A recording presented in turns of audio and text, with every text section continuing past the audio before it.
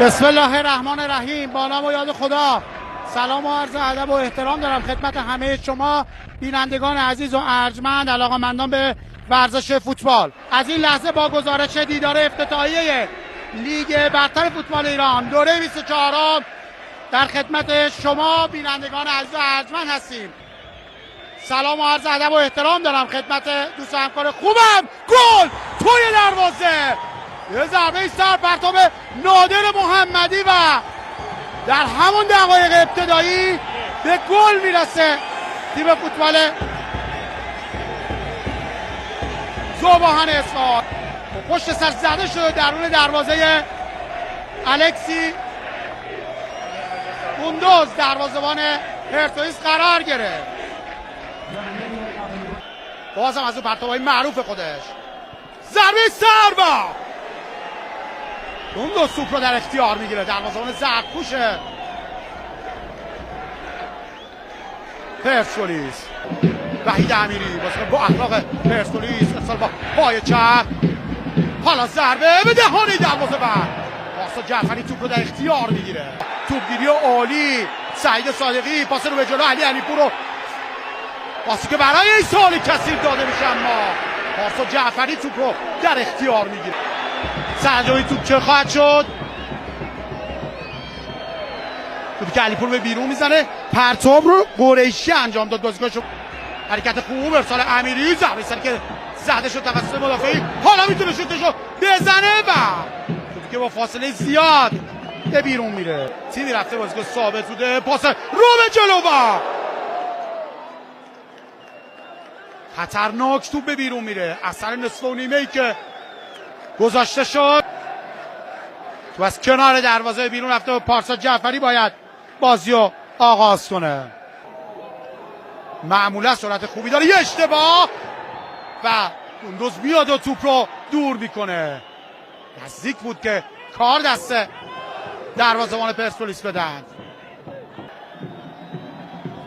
ارسال بلند، ضربه سر، چقدر خطرناک به بیرون میره.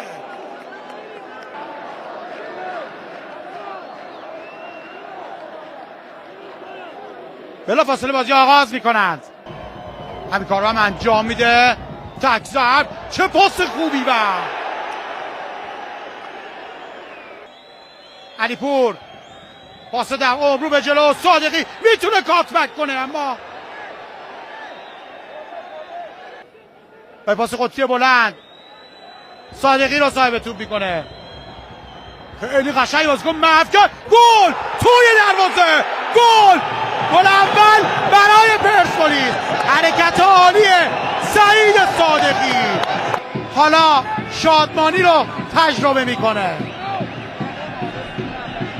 پاس قطبی عالی است کنایی زادگان. کنترل خوبی که سعید صادقی انجام داد و توپی که در دروازه قرار گرفت.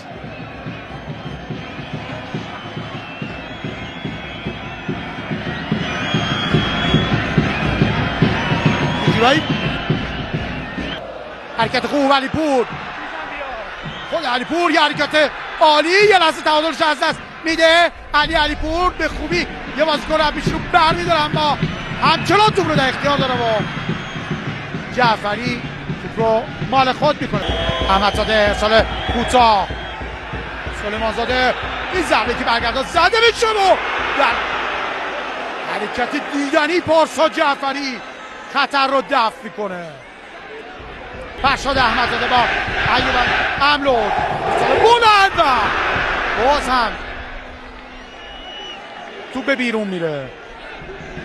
یادم نره امید عالیشاه هم به دلیل آسیب‌دیدگی نیست. یه ضربه از راه دور و تو به بیرون میره. آستان آرناف به زمین قرار است بیاد. یه پاس در عمق توپگیری که انجام میشه، زاویه تنگ شد و توپ علیپور به بیرون رفت. از سمت چپ یه بازیکن رو از پیش رو برمی‌داره، پاس کاتبک و ضربه ای که آل کثیر به بیرون میزنه. خیلی خوبه این اورونوف.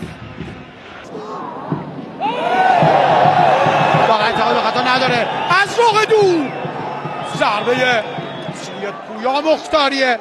هزاررود، آرانوف با سرعت بالا، خود آرانوف همچنان توپ را در اختیار داره، از سلیمان زاده میگذره و یه لحظه سرخال آرانوف بلند میشه، توپ گیری میکنه، واقعا اعتقادی به خطا نداره. ببینیم میره به یار یا خیر. اعتراض هواداران کادر فنی. بازم میبینید